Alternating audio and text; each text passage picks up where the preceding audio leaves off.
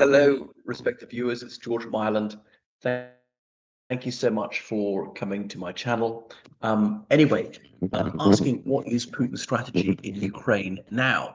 Because the Ukrainian incursion into Kursk Oblast has been going on for almost a month.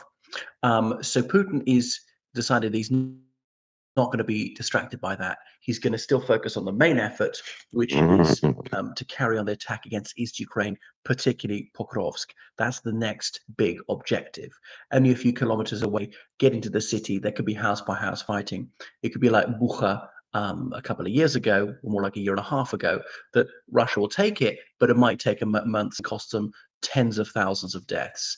Um, so just the meat grinder will continue, and by attritional warfare, eventually they will win. They're going to wear the Ukrainians down. It's simply a matter of numbers. It's not maneuver.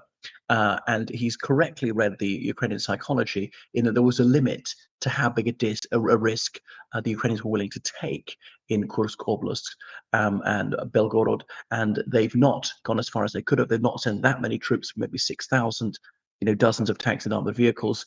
They've not bet the bank on that one because if that went wrong, that could be a death blow to Ukraine. So they've not tried to take Belgorod or even envelop it. So possibly, I think the Ukrainians at that point were overcautious, having crossed the border at all.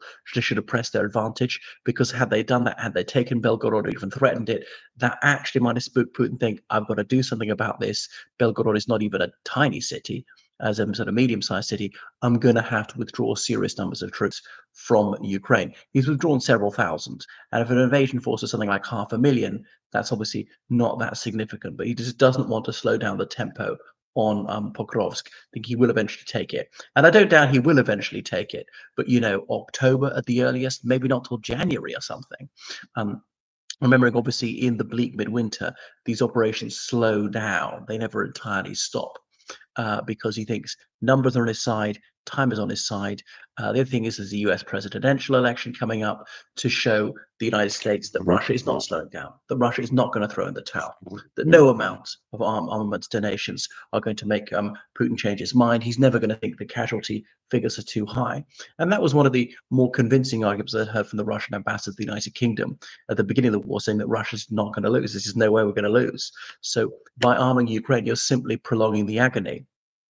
To use the Douglas Hurt phrase about the wars in the former Yugoslavia, you're simply leveling the killing field. If one side wins, it's over.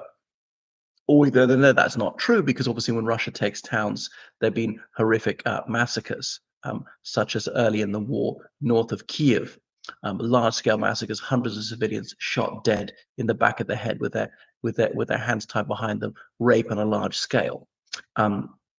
So that's why he's continuing Pokrovsk to get that transport nexus and then move on to the next one.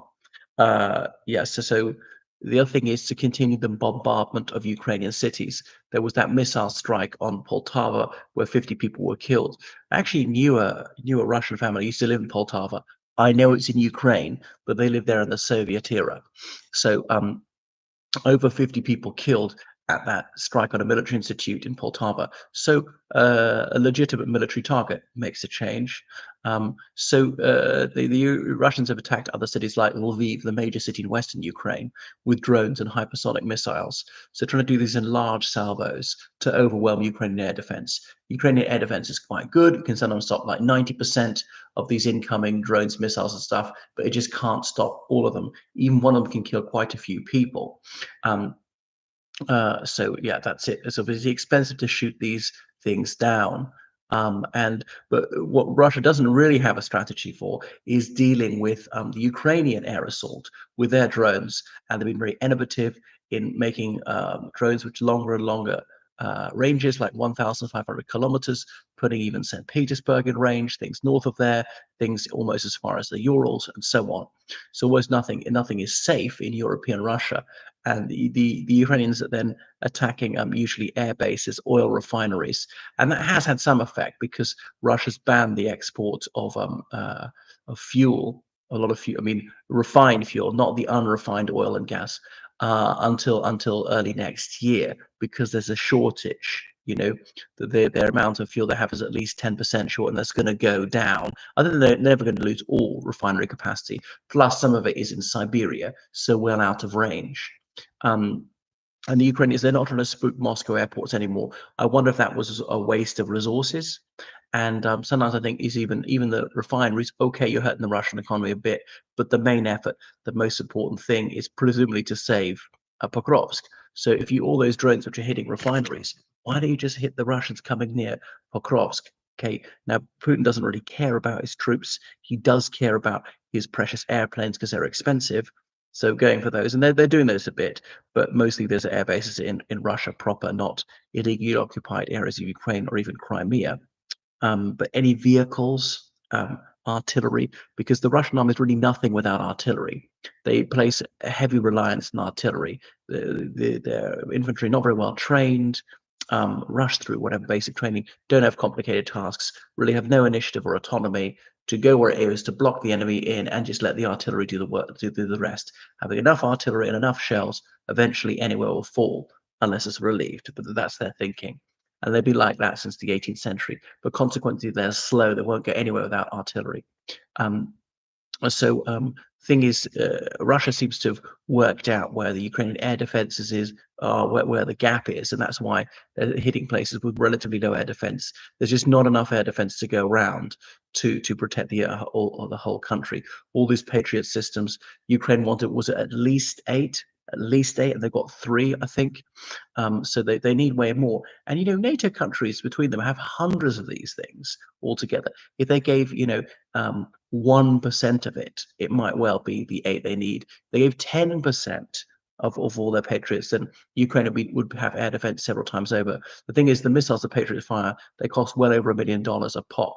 And therefore, they're sometimes more expensive than the drone or missile or whatever they're shooting down. So sometimes not worth it. It's just uneconomic. But Ukraine is also manufacturing drones far cheaper than the Western countries are, but maybe they're not so good. So rather than giving the Ukrainians drones and so on, I think the thing is that Ukraine's allies need to just give them the money to manufacture drones themselves.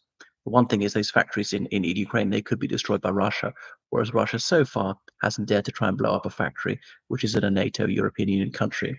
Most of they're non-NATO, non-EU countries, which are also giving armaments to Ukraine, such as Australia and New Zealand. Now, the East Asian countries, which are assisting Ukraine, are giving non-lethal aid. The Republic of Korea, Japan, Singapore. Is there anywhere else? So, so Putin thinks, hang on, Trump will win, 4th of November, inaugurated 20th of January. He says he'll end the war in 24 hours.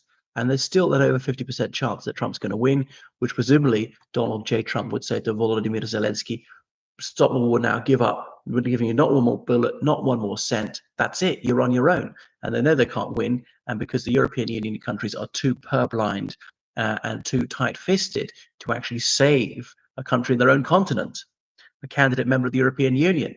And obviously, it's a vital bullock between Russia and Western Europe, Ukraine, because it will not be the last domino to fall if Putin takes it over. Now, Putin might not take over the whole country, might take over sort of 20 or 30%, install a puppet regime, something like that. But nevertheless, that would grossly degrade European security. So we don't want such insecurity. But even if Kamala Harris is in, the Republicans are very likely to control at least the House of Representatives, possibly the Senate as well, and that will really hem her in. And they won't vote so much military aid for Ukraine. So Putin wants to get himself in as good a position as possible to demoralize Ukraine's allies. Say, well, they're taking so much land. This war can't go on forever. They're suffering too much. These losses are too much. And this war is simply unwinnable for Ukraine. They're going to have to settle and let Putin get away with his ill-gotten lucre. Anyway, thank you so much for watching my channel. Make sure you subscribe on Patreon, donate on PayPal, georgecallahan79@gmail.com. Toodaloo.